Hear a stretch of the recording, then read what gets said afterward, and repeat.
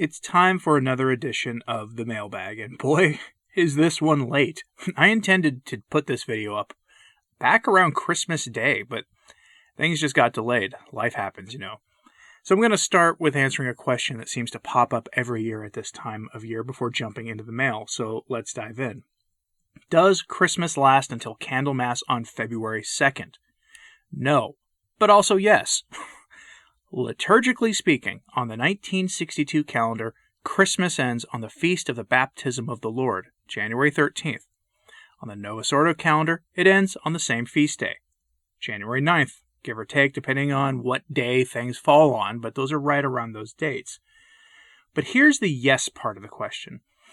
The Christmas cycle, where we reflect on the meaning of the Nativity of our Lord, continues until the Feast of the Purification of Mary, which is also the Feast of Our Lady of Buen Suceso de la Purificación, also known as Our Lady of the Good Event of the Purification, also known through the incorrect but common translation in the English-speaking world as Our Lady of Good Success. Yes, February 2nd, where you get your candles blessed with the 3 days of darkness blessing, is also the Feast of Our Lady of Good Success. And I'm sure that's just a giant coincidence, right? That's a topic for another day, and I do have something in the works on the real name of Our Lady of the Good Event of the Purification and how that problem all started. But CatholicCulture.com, the website, gives us this information about how all this works so that we can all understand this, because people debate this every year, and it gets kind of funny, honestly. But anyway, quote, "In looking at the calendar, cycles, and seasons, it seems Candlemas was born as a date fixed to Christmas, and originally this feast was February 14th, 40 days after Epiphany. The Emperor Justinian in 542 shifted Christmas to December 25th for the whole Eastern Empire, which moved the presentation to the current date of February 2nd, 40 days after Christmas. This feast day, not part of a season, concludes the focus of the Christmas cycle. It is a feast that points back to Christmas, when the light of the world was born, but even more so, leads forward to Easter, where we celebrate Lumen Christi, the light of Christ. The only remaining liturgical hint of the Christmas cycle is within the Liturgy of the Hours, and as an aside, also in the Little Office of the Blessed Virgin Mary, which is sort of a smaller version of the Liturgy of the Hours, but I digress. The Marian antiphons of the Liturgy of the Hours do reflect the change of focus on the incarnation of Christ to the Paschal Mysteries. The Marian antiphons sung at the end of the night prayer shift after the Feast of the Presentation of the Lord. Alma Redemptoris Mater began the first Sunday of Advent. Ave Regina Caelorum is sung from February 2nd until the Easter Vigil. While there is no proof that the Church has continued the Christmas season for 40 days until Candlemas, the Feast of the Presentation of the Lord does stand very prominently and is considered a Christmas feast day. The tradition including the Feast of Candlemas as part of Christmas season is not liturgically historical, but indicating that it is part of the Christmas cycle during the time after Epiphany is liturgically correct.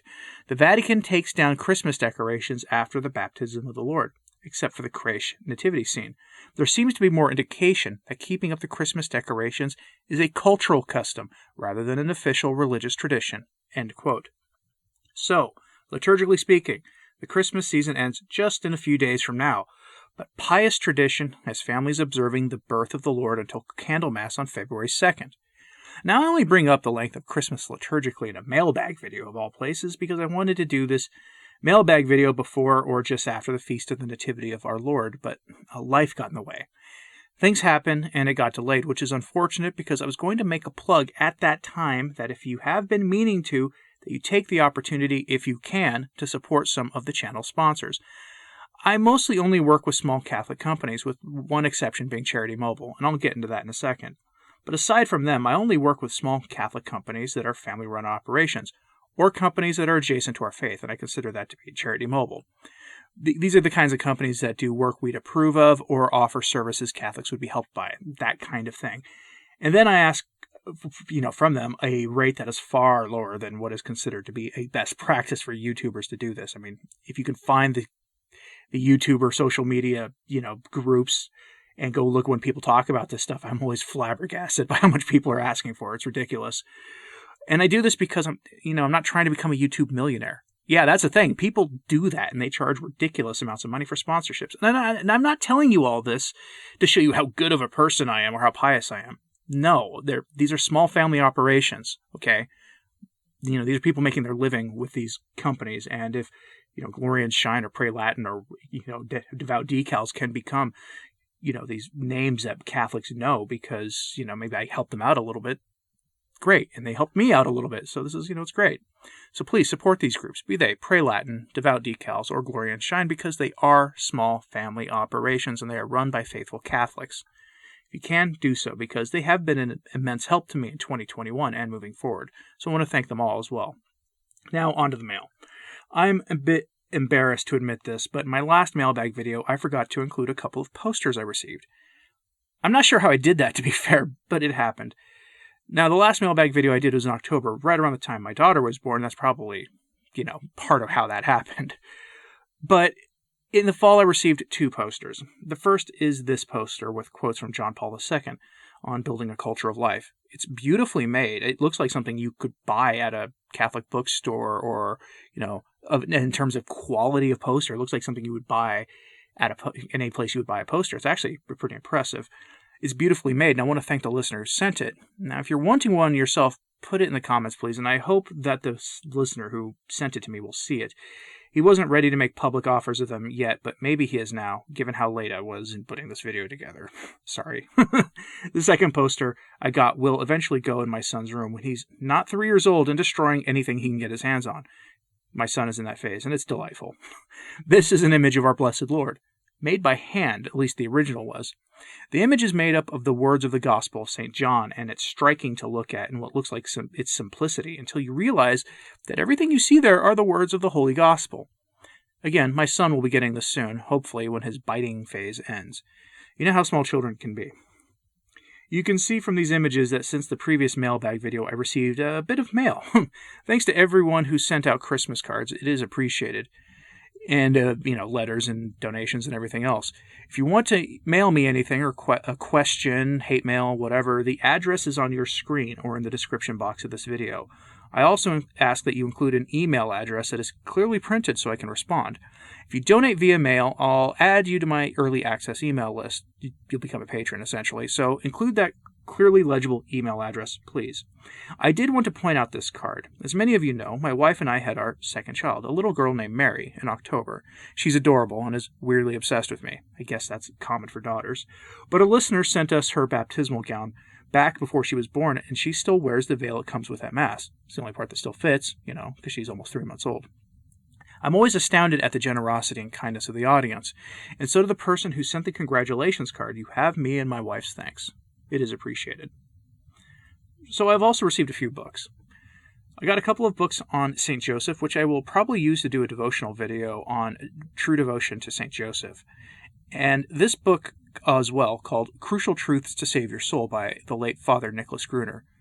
Father Gruner was a controversial figure among some traditional groups. I don't know why he was controversial, but especially these days. But he was associated with the Fatima Center, and he was a huge influence for me in coming to understand the state of the Church and the implications of it. And you could see that his faithfulness, how he truly believed the truths of the faith. It was written on his face. He is sorely missed, and as was his main collaborator in resisting the errors of modernism, the late John Venari. He's also missed. I'll be starting this book soon by Father Gruner, probably after I finish Julia Maloney's book, which I'll be reviewing for the channel patrons, probably, and I'll be trying to interview her also, though I'll have to do that off platform because that book is way too spicy for this place. But anyway, I also received a rare old book called St. Philip of the Joyous Heart. I love getting old pre-conciliar Catholic books because they can help in my work in numerous ways, so thanks to the listener who sent that. Speaking of books, I have a small request. Anyone who is good at finding hard-to-find books online can help with this, whether they're listings for sale or places that they are electronically stored, especially without a title. I am looking for a copy of Cardinal Otoviani's Diary and Letters. I don't know the name of the book that it would have been published under. I've seen references to it online lately, usually to an alleged quote from him praying that he would die before the closing of the Second Vatican Council so that he could remain a Catholic instead of whatever the faith would be transformed into by the Council. He allegedly said that. I say allegedly because that is a heck of a statement to make from him, and I need a primary source before I can start quoting him, and I'd like to put those letters up on my channel. I want the primary source for that quote for obvious reasons, but I haven't found the book online. So if you're good at locating books, please email me a link to the address on your screen, either to an online database or to a place I can buy it for myself. And no, I'm not asking that anyone buy it for me. One of the things that the patrons of this channel do, through their patronage, and aside from the fact that I, make my living on YouTube, is it makes it so I can buy these harder to find books and bring them to you electronically. But if you find the book online, let me know. Also, be absolutely clear, this is not a copy of the famous Otoviani Intervention. I actually have that recorded. It's on my channel. I have a copy of that book already, and the recording of it that I have is my recommended video and has been for the past couple of weeks, as what you should watch after any video of mine. So if you make it all the way to the end of the video, you get 2 recommended videos, and one of them is the Otoviani Intervention, at least at the time of the recording, and you watching this video if you watched it the day it went up. The Otoviani Intervention, for those who don't know what that was his attempt, co-written by Archbishop Lefebvre in the late 1960s, to get Paul VI to put the brakes on the new Mass in the late 1960s. He outlines all the errors of it. It's an astonishing document. I have it already, just so if anyone who is inclined to look for the Diaries of Otoviani, that's not what I'm looking for. My second request is more complicated and more personal, and it's kind of a weird announcement. I'm looking for someone in the Oklahoma City or Tulsa area who can help me with camera installation. I plan to get a 4K camera soon for interviews on my channel, but I lack the skills to set it up properly. Yes, I can plug a camera into my computer. They're almost idiot-proof. It's the actual setting it up so I can look at my screen, see what I've written, and, actually talk into the camera without looking like I'm reading what I've written. That's the problem I have. Yes, I'll be doing interviews on my channel on camera. That's coming. That'll be my first foray into on-camera work, and then I'll slowly add that into my daily videos as well. It's long since past time to make things more visually dynamic on my channel. But I honestly lack the skill set to do the camera setup in such a way that I can do it without making my videos take a ridiculously long time to make as a consequence. So if you're a tech-savvy person and in either of those areas, reach out to me via email, which is in the description box of this video, and this is a professional request, not a personal favor that I'm asking for. Now that's about it for the mailbag for January of 2022. If you have questions, email them to me and include mailbag in the subject line. And if I can answer them, I will do so in the next one of these that I do, which will probably be in late February or early March. But again, thanks to the channel sponsors for supporting what I do, and thanks to the patrons of this channel for supporting my work as well. It is appreciated. And remember to look towards Lent as it approaches, and be thinking of how we can make our penances really count this year. As always, pray for the Church. I'm Anthony Stine. Ave Maria.